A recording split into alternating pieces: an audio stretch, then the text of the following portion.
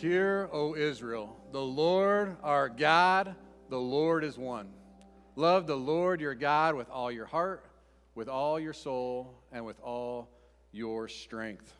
Hey, good morning and welcome to Christ Church. I'm really glad you're all here today. These two verses I just read, they come out of the book of Deuteronomy, and it's what's known by the Jewish community as the Shema. Today, we're starting a new teaching series, and we're going to carry this through the month of August, and we're going to be studying and teaching through the Shema.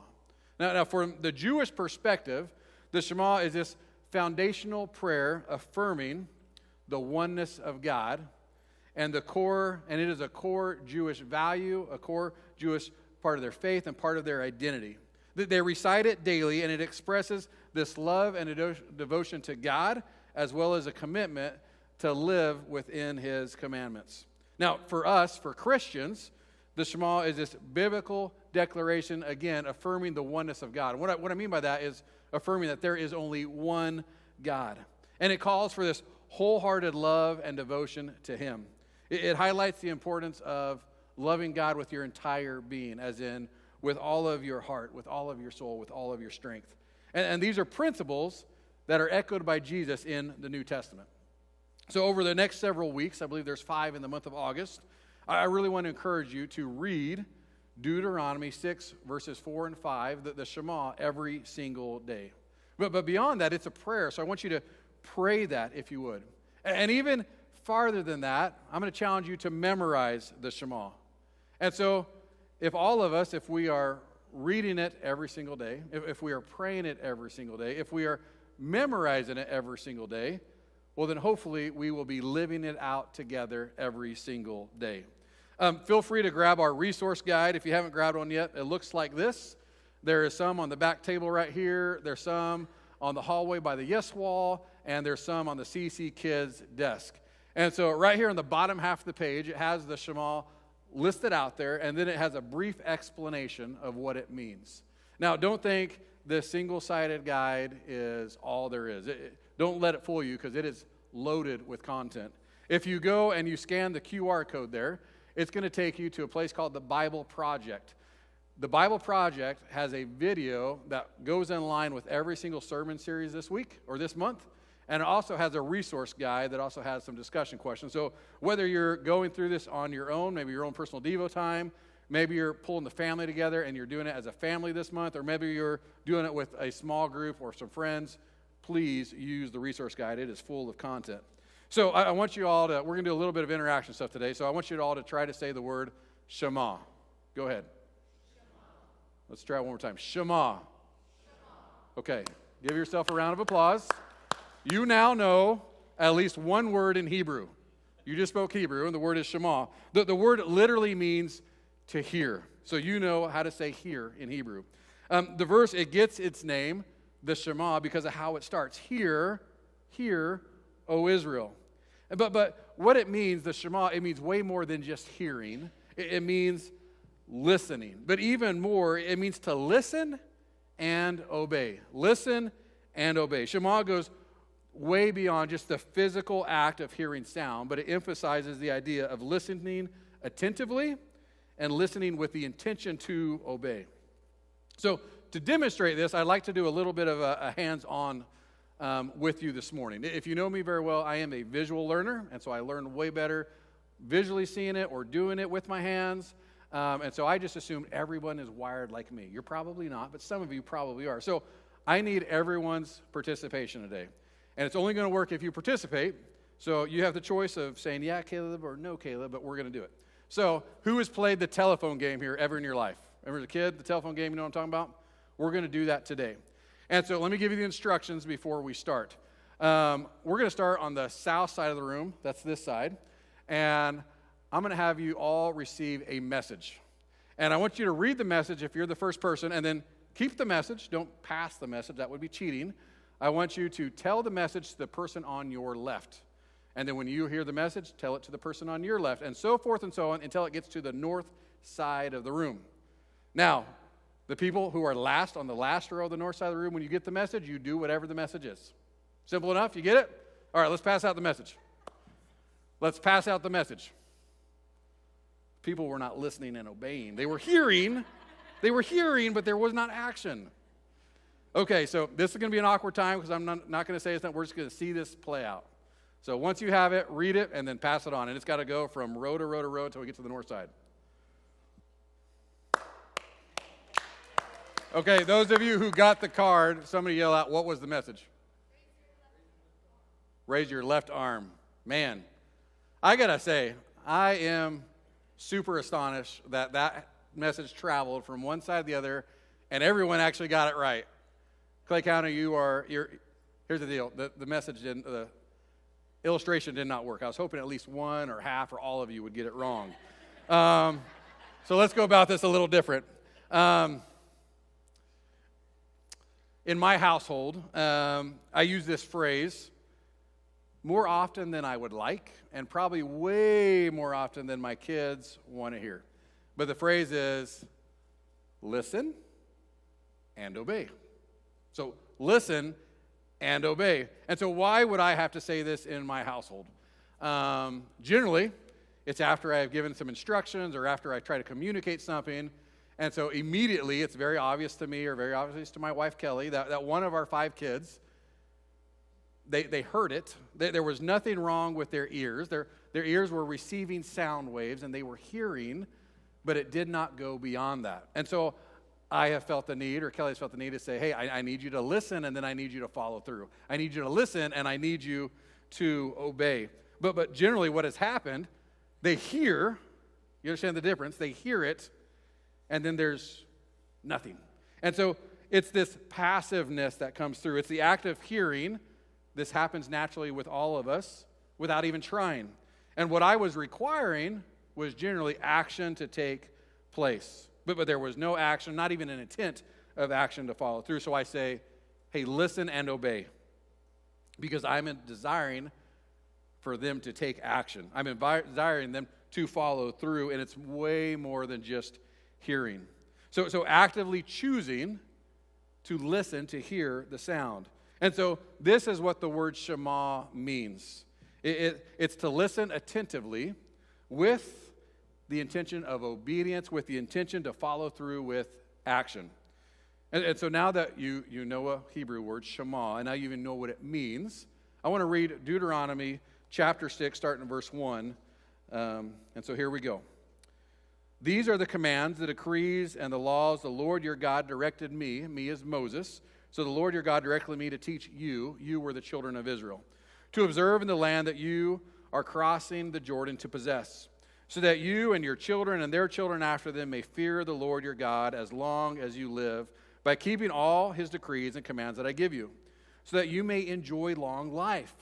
Verse 3, hear, the word here is Shema. So Shema, hear Israel, and be careful to obey, that it may go well with you, and that you may increase greatly in the land flowing with milk and honey, just as the Lord, the God of your ancestors, promised. The next 2 verses 4 and 5, this is the Shema.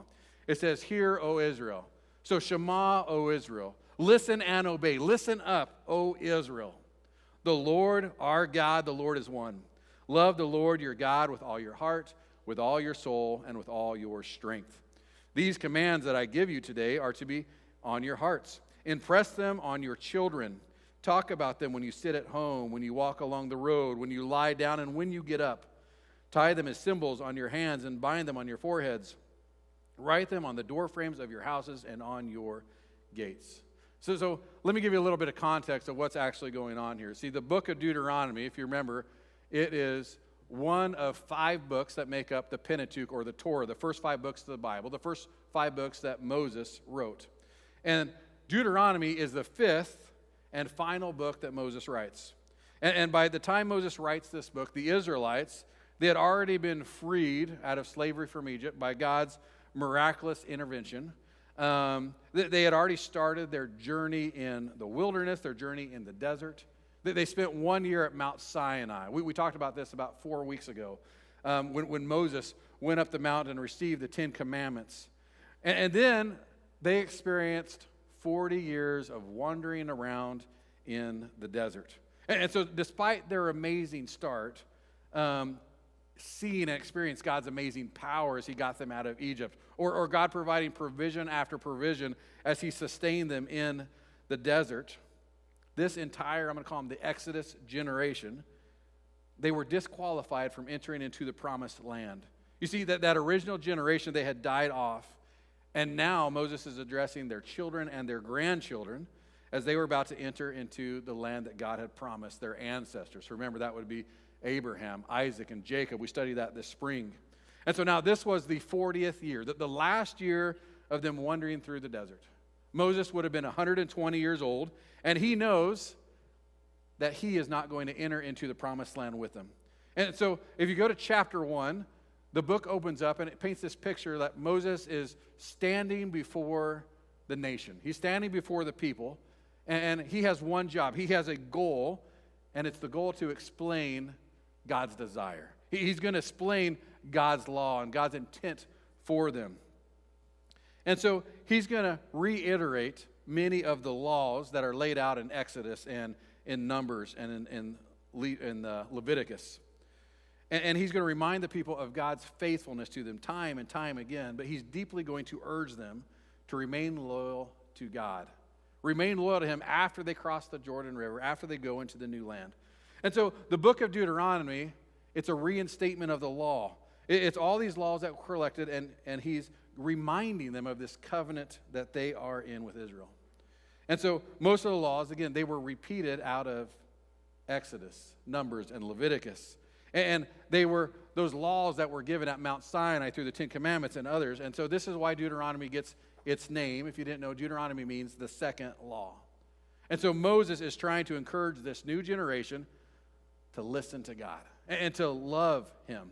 Because Moses knows that Israel's faithfulness to this covenant that they're in with God, to the promise they made with God, that is the pathway for their blessings to both them and anyone around them. And not just for their generation, but for generations to come. And so Deuteronomy 6:4, it says, "Hear, O Israel, the Lord our God, the Lord is one." Yeah, and so just like I tell my kids, hey, listen and obey.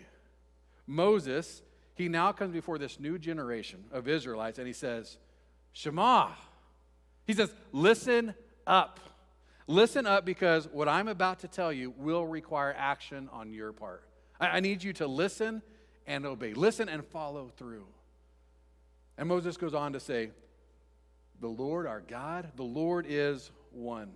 This first verse of the Shema, it's a declaration of faith for God's people.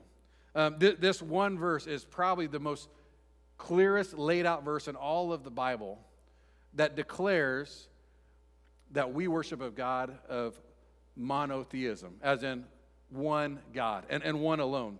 And it stands against any idea or any thought of polytheism, which is the belief in many gods or multiple gods.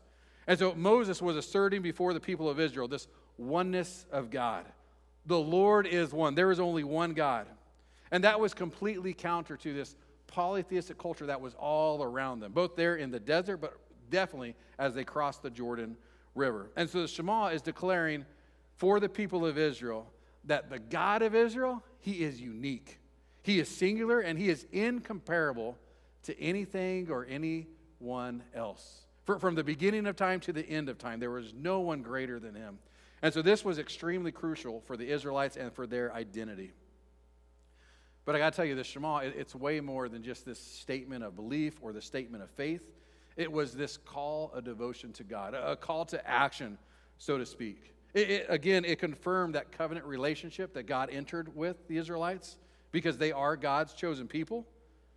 And it was more than just an individual faith. It was an individual faith, but it was stressing the maintaining of a community of faith as they are entered as a community into a covenant people with God. And so I need you to keep in mind the timing that God chooses to use Moses in this way. So Israel, they're now getting ready to cross the Jordan River. They're going to enter the land of Canaan. And in the land of Canaan, people are worshiping multiple gods all over the place. And a lot of those gods, they're worshiping, and when I say gods, I'm using like a little g. They're worshiping gods of creation, like the God of the sun or the God of the wind or the god of the weather, the god of sex, the god of war.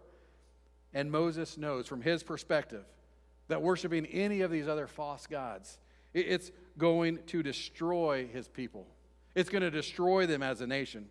But he knows that by obeying God's law, this gracious creator God who redeemed them and brought them out of Egypt, he will lead them to life and he will lead them to blessings. And so the Shema is this profound and powerful reminder of the promise of the covenant that the Israelites made with God. But it's not like, man, there's these set of rules we must follow. You must do this or you must not do that. It was more this deeply personal and this all-encompassing commitment to God, to his sovereignty, to his love. It was all about having a relationship with God the Creator.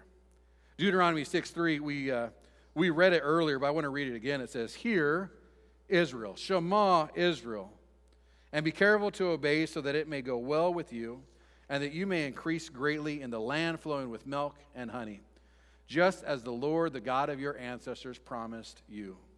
He's saying, listen and obey. Listen up. Pay attention and make sure you are extremely careful to obey.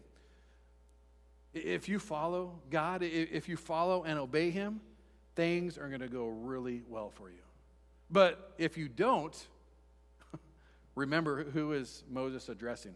He is addressing this generation whose parents died in the desert. They died in the desert because I do believe they heard God, but they didn't listen to God. They didn't obey God. It said they did not put their faith or their trust in God. Instead, if you remember when Caleb and Joshua and the 12 spies went into Canaan the first time, what happened? They came out and they were afraid of the people in Canaan. They had more fear of the people in Canaan than they had trust in God.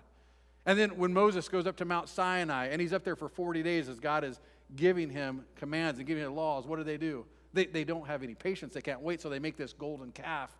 And they worship this golden calf rather than worshiping the one true God. And look what happened to them. That generation all passed away in the desert. Do you think you and I are any different? God has given all of us the same exact option. He's given us the option to listen and to obey, or the option to simply hear and then walk away. Don't want any part of it. Jesus, he had this saying he used a lot throughout the Gospels. It goes like this. He says, "Whoever has ears, let them hear." Jesus is recorded to use this 7 times in the book of Matthew, Mark, and Luke. Whoever has ears, let them hear. Jesus also revealed the same phrase to John in the book of Revelation. He says, "Whoever has ears, let them hear."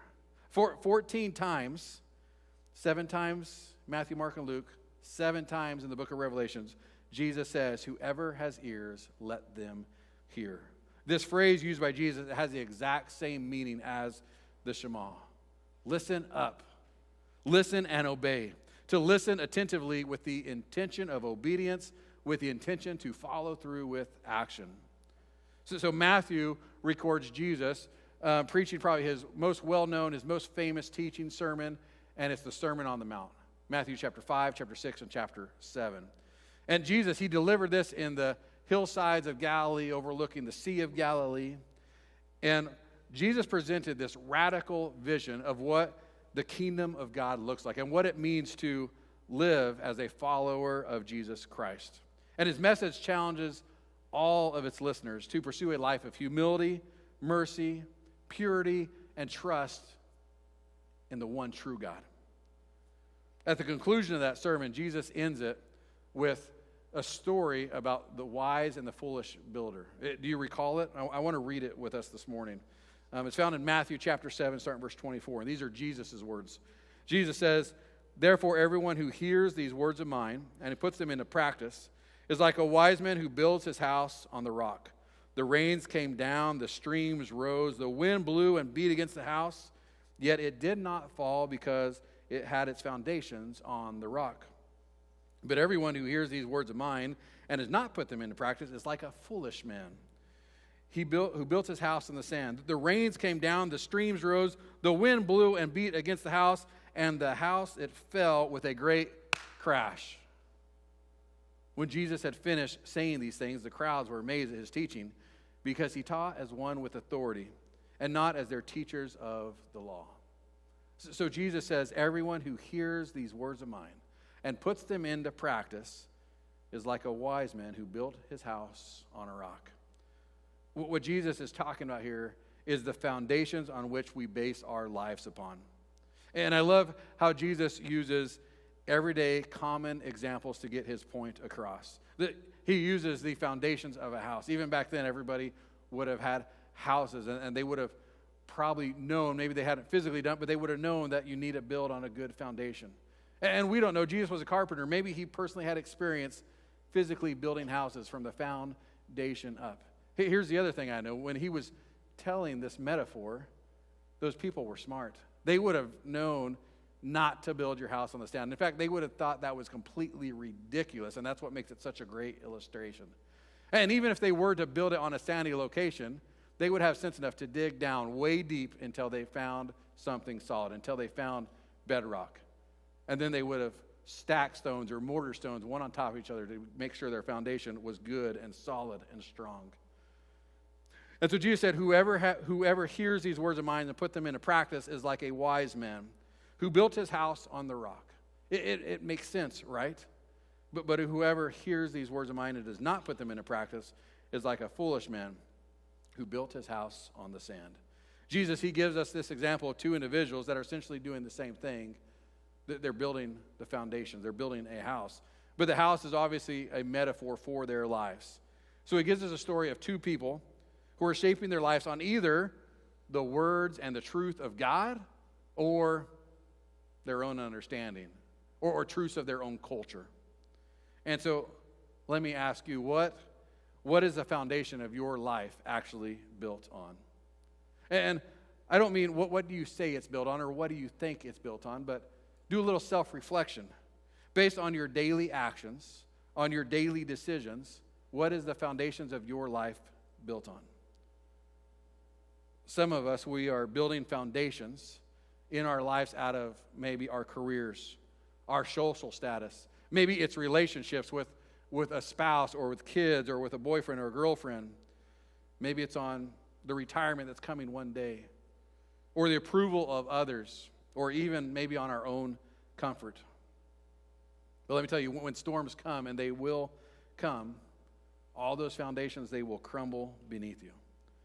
You see, the thing about the Shema invites us to return to the only foundation that lasts, which is loving and obeying the one true God. So this is what God was doing through Moses with the people, this new generation of Israelites. When he says, "Hear, O Israel, the Lord our God, the Lord is one." You see, the Israelites, they were finally going to get out of the desert. As a nation, they had wandered around for 40 years, and now they were going to get to go to the land promised to their forefathers.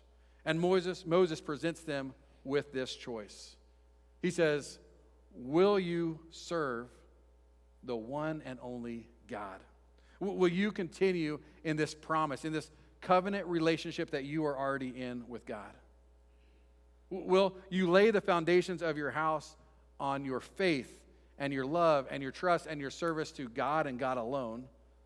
Or, there's always an or, will you simply just hear the word and then walk away? Will you simply just hear the word and then live according to your own will or your own desire, to your own understanding? Will you hear the word and then start laying a life of foundation based off the culture that you're in or living for those false gods in the world around you? All of us, we have that same choice to make daily. And so I want to ask you, will you Shema God? All of us may hear God. We may even see evidence of him working or directing in our lives, but do we follow through? Does it cause us to take action? Does it cause us to change the direction we were going and follow him? Will you listen and obey God? James chapter 1, verse 22 says, do not merely listen to the word and so deceive yourself, but do what it says. Well, we listen attentively with the intention of obedience, with the intention of following through with action. Are we daily laying our foundations of our life according to God, according to His Word? You see, we live in a time when listening is just a lost art.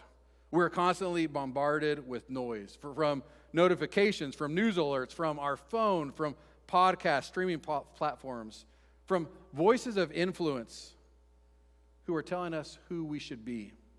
Our ears, they're constantly full, but our hearts are empty. This is why the Shema is so timely for us today. It caused us to stop. Just stop for a second. And it caused us just to take a breath. It caused us to silence the noise of our life and truly listen with the intent of obeying.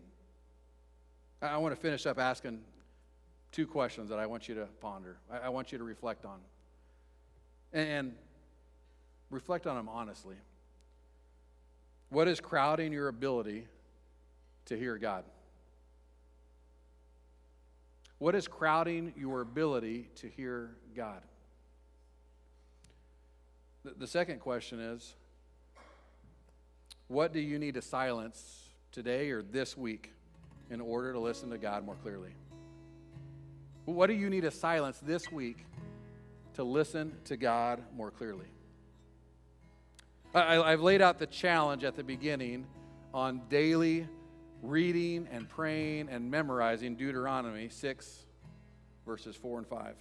But I want you to dream with me just for a minute. What would it look like if we began our day every day and we ended our day every day with the Shema? And I don't mean as a to-do list, as a check mark to mark off a box. But what I mean is, what if we use it as a time to recenter on who God is and who you are because of God? And so I want to lay out the challenge crystal clear.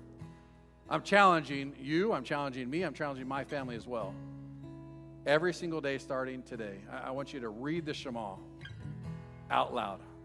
And the reason out loud, I want you to see it with your eyes. I want you to hear it as you say it. But then I want you to go beyond that. I want you to ask God. I want you to pray. Say, God, help me listen and obey you today. So read the Shema, read it out loud, hear it, and pray that God would allow you to listen and obey Him every single day. And while you're doing that, memorize the Shema. It's 2 verses. I'm confident you guys can knock that out by tomorrow. But at the end of the day, I want you to do it again. I want you to read out loud. So read it and hear it again. And then I want you to ask yourself, did I listen to God today? And ask it honestly. Did I listen to God today? How did I do that? Or why not? Will you commit to doing that either on your own, or maybe you want to commit as your family, or maybe as a group? This morning, as we wrap up, I want to do something that we normally don't do. And I want to read the Shema together as a body, as a church, as one united voice, lifting up this prayer to God. So if you don't mind, I'm going to ask you all to stand up right where you are right now. And I'm asking you to pray this prayer with me in unison. When we're done reading it, when we're done praying it, just remain standing, and Eric and the band is going to continue to lead us in worship. So Deuteronomy chapter 6, verses 4 and 5, what is known as the Shema. Let's pray that together. Hear, O Israel, the Lord our God, the Lord is one. Love the Lord your God with all your heart, with all your soul, and with all your strength. Deuteronomy 6, 4, and 5.